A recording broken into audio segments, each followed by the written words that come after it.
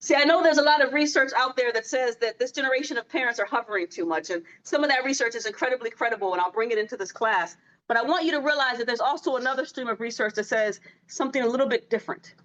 That actually what's really happening in the current social media generation is that parents have lost their power, too much of it. They've lost their influence, too much of it. That we've put too many of the balls in the basket of peer appraisal and peer acceptance, because we assume that since it's normal during adolescence to begin the process of launching, and it's normal to look to your peers for validation, that it's okay that so much of that validation is coming from other people your age. The problem is that made a lot more sense when it was local and episodic, and when you could go home to parents who would validate you. It's a lot more complicated when it follows you online and through social media, and it's a constant need to be appraised by your peers in your environment.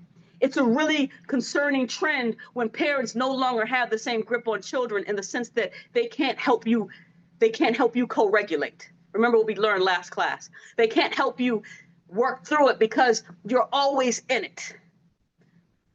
It is so difficult to escape.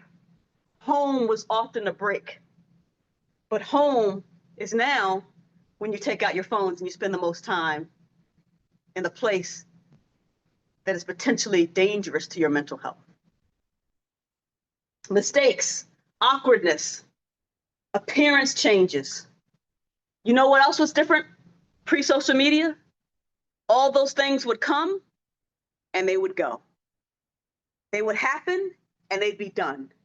Now they are permanently documented. And sometimes it's not even the young person themselves that are documenting it, it's the adults around them. Oh, look at all the stages of my kid's life. And it's a permanent imprint that potentially follows that young person all the way through their lives. It's very different. What social media has changed then, again, I'm more or less summarizing, is there's no off switch. Social comparison is all the time. It's permanent. It's visible. Photos, comments, and moments are saved. They're surfaced. Even if you don't want them, they're resurfaced. Like, you ever had a situation where someone has died and social media is constantly reminding you, like, okay, thanks, I didn't really need to see this anymore, but today's not the day. Thank you for reminding me of this thing, right? It's a constant reminder that what goes out there very rarely disappears. Ask politicians who are constantly having things that are dug up from their past 20, 25 years ago and used against them in current times.